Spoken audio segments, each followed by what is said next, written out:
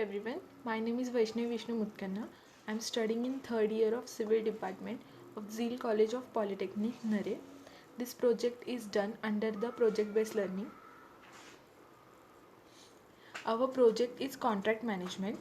This project is completed by me and my friends Prachi, Sangram, Nutan and Shubham.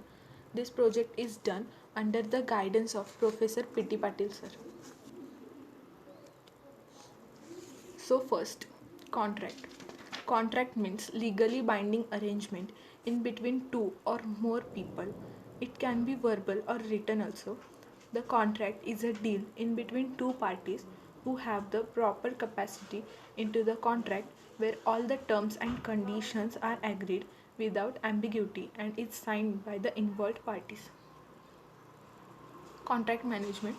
The contract management is the process which ensures all parties to a contract fully meet their obligations in order to satisfy the operational objectives of the contract and the strategic business goals of the customer. Now we see life cycle of contract management. In this, contract request, reviewing and redlining, approval, execution, storage, records management, search and retrieval, audit and reporting, and renewal or disposition. Procurement process. In procurement process, there are 7 steps. First is identify goods and services to procure. Second is explore and select vendors. Third one, negotiation of contracts with preferred suppliers. Fourth, submit purchase requisition and create purchase order. Fifth, payment process upon receiving on invoice. Sixth, receive and audit delivery of requested goods or services. And seventh is maintenance of proper records of invoices. Now the relationship between contract management and the procurement process.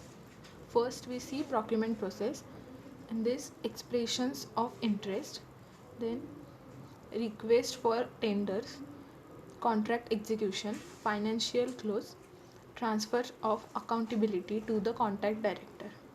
And now contract management process, appointment of contract management team, planning, information collection and analysis, development of tools and processes including monitoring and reporting requirements, further development of tools